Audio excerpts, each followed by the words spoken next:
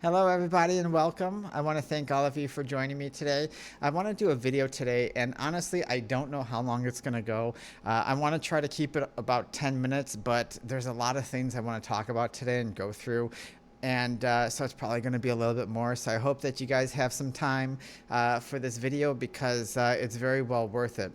One of the things that in consciousness, we always like to go on YouTube or Gaia or wherever and hear about dimensions and spirit guides and angels and aliens and all these different things. But that's kind of like the fluff of consciousness and evolution, especially with what's happening with the world today and the earth and how humanity's transitioning. There's a part of consciousness that and evolution that we kind of forget about, and that's really working on ourselves. And today I want to talk about something that's very important to a lot of people, because for myself included, I grew up with a lot of childhood trauma. I was beat up a lot. I was bullied a lot. Sometimes I loved my dad to death, but sometimes he was very aggressive with me and very violent with me over some things. And so I always suffered a lot of trauma. And with that, and this is something I work with many of my students and many of my clients as well, is working them through their childhood trauma, because one of the things that happens in our lives is when the childhood trauma wires the nervous system to create this targeted victim perception pattern. And this is something that's very big, and it's something that we have to really understand. And the reason why I'm talking about this is because many of us live in this targeted victim perception, and our nervous system responds that way every single day. And we can kind of determine, and some of you who already know, yes, I've had this trauma. I'm always stressed out. I'm very hyper vigilant, and that's one of the biggest keys. The first thing I ask people is, well, are you hyper vigilant around? Are you all when you go out? Are you always scanning for something that's going to happen? Are you always looking for the problems? There's a healthy bit when I go out to restaurants, when I'm in a public place. I scan for the exits, and I scan for people to see if there's any drama or anything like that. And yes, that is part of the hypervigilance, but also that is for protection of myself with sometimes this crazy world.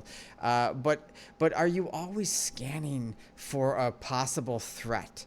And you can't fully relax. Hypervigilance is one of the biggest telltale signs to the nervous system feeling targeted and playing the victim constantly from our unresolved childhood trauma.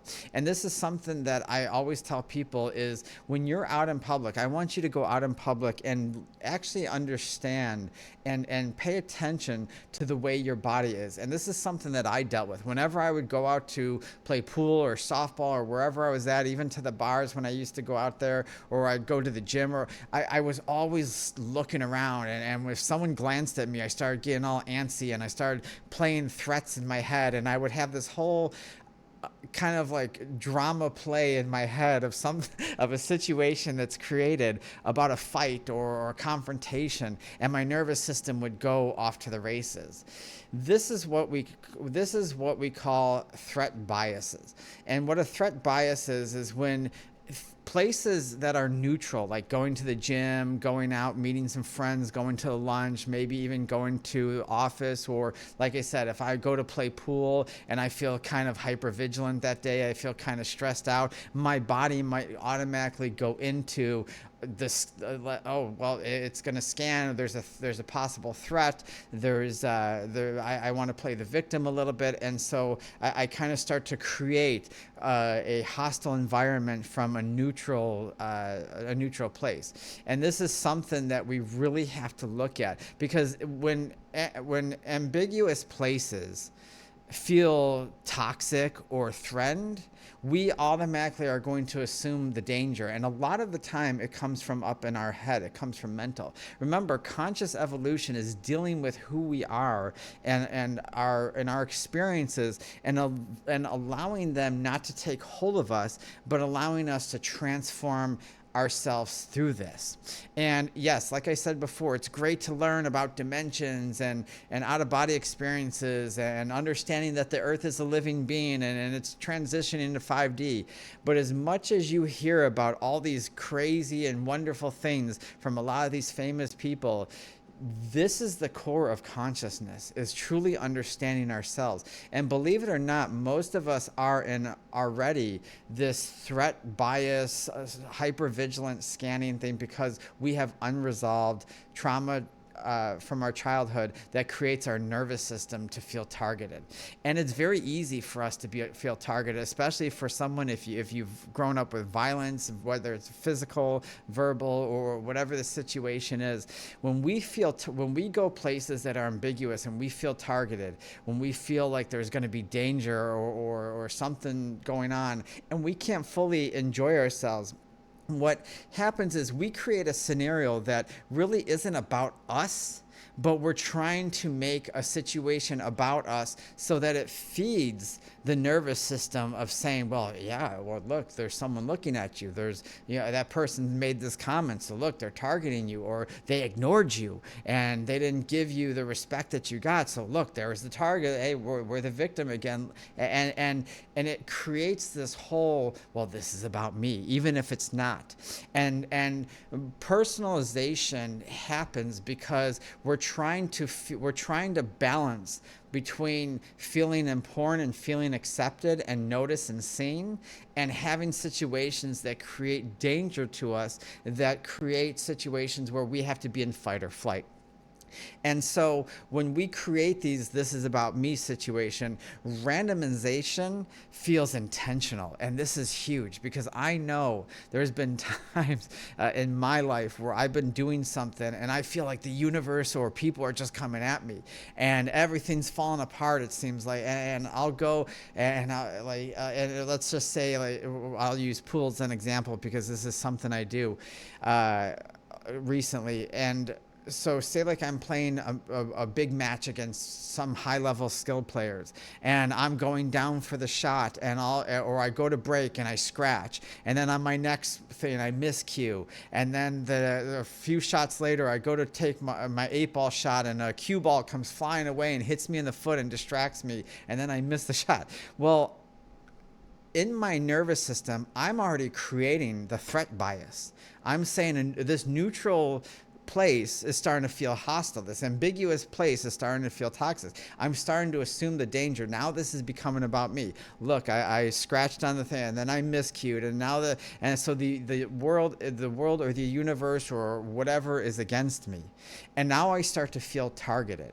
And because I start to feel targeted, I start to create stress and create disharmony. I start to change the energy around me, because remember, as we evolve, because we are creation creatures, right? We're here to learn that we are gods, and we are here to create, and we are here to create wonderful things, and we create every single day. But most of us create the toxicity. Most of us create the drama. Most of us create the feeling of targeting or victimhood, or in some people would call, even though there's no such thing as negativity, oh, well, it's a negative experience. And this is something that we really have to get away from, because when we start to create being targeted, then we start to skew our perception. And when we start to skew our perception, we start to become sensitive.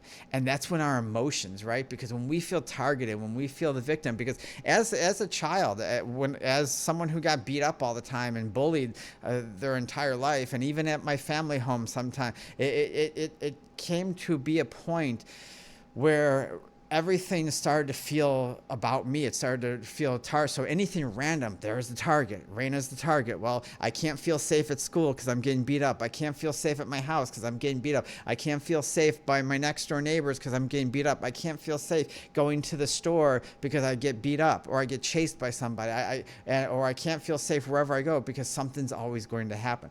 And so this triggers our emotional state. This is why we kind of feel bipolar or crazy or psychotic at times. And I know there's many people that have nervous system trauma from their childhood, and they're running on this. They're constantly running on their fight or flights. And they're on medications, they're diagnosed with they're incorrectly diagnosed with bipolar or some other disability, and they're not, and they're taking antidepressants, they're taking all this bipolar, and nothing's happening because they're still feeling attacked. Because the fact of the matter is, their emotional state isn't from that they're actually bipolar or they're actually depressed. Their emotional state is from feeling targeted because their nervous system is always scanning, always looking for the next threat.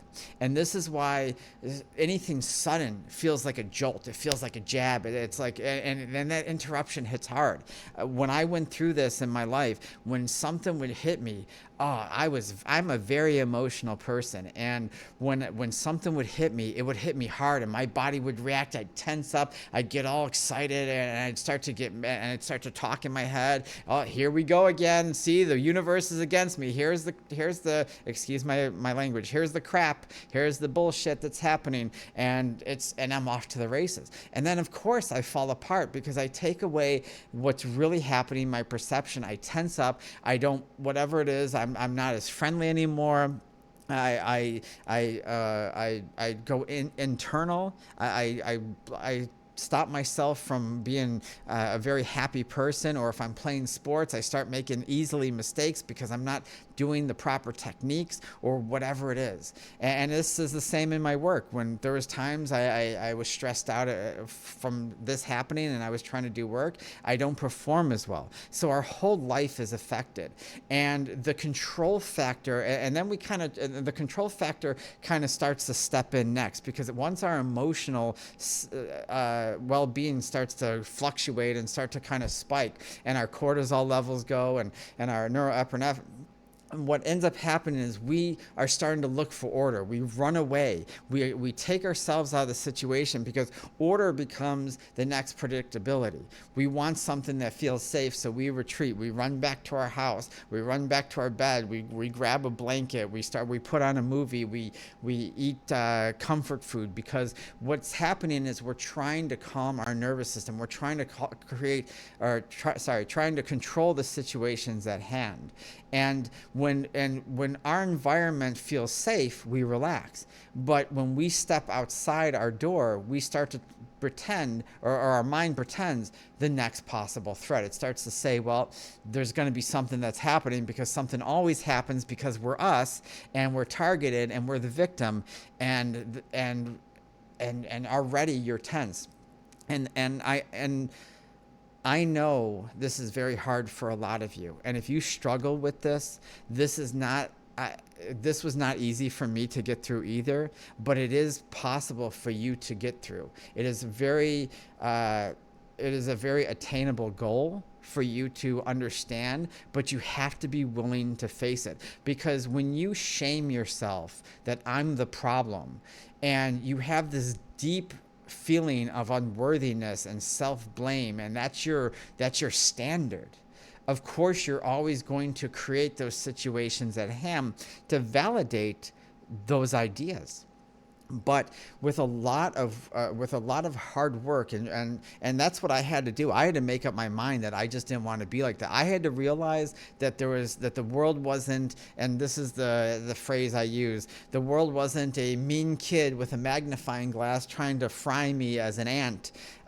Because that's kind of what I used to feel like growing up as a child, and even through my early 20s and into my 30s sometimes. It was because I was so used to getting attacked by people and getting shunned by teachers because I had dyslexia and problems reading and comprehend. Even now I stutter, and I get comments on my YouTube for stuttering and saying the things over and over, and I've known I've done it a few times already. And that's okay, because I had to learn that these things aren't personal. They're not an attack. The universe isn't out to get me. I'm creating that. And when I chose that I'm no longer going to feel targeted by this, that I'm going to go out and try to see that when things even go awry, that's just part of life, because it goes awry for everybody too. And so there's times where I'm on fire in pool and it's falling apart for somebody else, or in softball or in swimming or whatever I was doing, or in my business. And so everybody goes through this. And so we have to start changing we have to start looking at emotional injustice and saying life is unfair and being explosive, where everything is a powerful trigger to us, and then we have the strong reaction to understanding that we are safe. That yes, things have happened to us, but that doesn't mean they're going to keep happening to us unless we continue the story. So I ask you guys, what is your story? Is that your story that you're always telling yourselves? Because this is real conscious work. It's not about, like I said, it's not about dimensions and gods and goddesses and spirit guides and archangels and geometric patterns. Yes, that's a fraction of it. But this is true conscious work. If you want to get to the point of some of these people that you idolize, you have to understand that you have to go through this, that you have to be able to reset your nervous system, reset the whole targeting victim idea, and able to look at the world as being safe again. Because yes, things happen in the world. And if you choose to constantly turn on the news, turn on the radio, and get into politics and the fighting and the drama and listen to all the people around you that are constantly, then you're constantly going to be in that state of an emotional instability, because that carries. And let me tell you, and I want to tell you guys one thing. You cannot get energy from somebody else. I don't care what science tells you. I'm telling you that someone cannot transfer energy from them to you. It is impossible. What happens is you're vibrating at one level, they're vibrating at a different level. And then as you're talking, you start to open yourself and move your vibrational down to match that person. That's why afterwards they feel kind of relieved and you kind of feel there, because you brought yourself down and you gave them an out to be more stable. That's what the whole energy transfer really is. So it's not that they gave their, as you would say, negative energy, but I would say toxic or unstable energy. They didn't give it to you. You lowered your vibration to match that, because that's really what we're doing. We're always going up and down and matching where we're at. So when we're in a happy mood, our energy seeks out happy people. When we're in an angry mood, our energy seeks out anger, because we're always trying to match. And that's what really this whole nervous system is. So everything is not black and white. It's not safe or unsafe. There's no gray zone. We have to get away from that idea. We have to change our body memory. And I know we're going on 20 minutes. Like I said, this might be a little bit of a long video, so I'm trying to get through so much as possible. But our body memory, like just how if you're in health and fitness, you always know muscle has memory. Well, so does your body, so does your cells. And that has to be retrained. That has to be someplace. And I purposely put myself in situations where I know I'm going to be around low vibrational people, limited people. And again, not knocking anybody, because I don't judge anybody, but I put myself in toxic situations sometimes to train myself to be able to handle my reaction, to say, see, body, just because I'm in a situation doesn't mean I have to react that way. Just because someone says something to me or does something or whatever doesn't mean I have to react that way. You have to retrain that body memory. Those emotional flashbacks are going to pop right up. They will. And they're going to say, see, and your ego is going to want to grab onto you.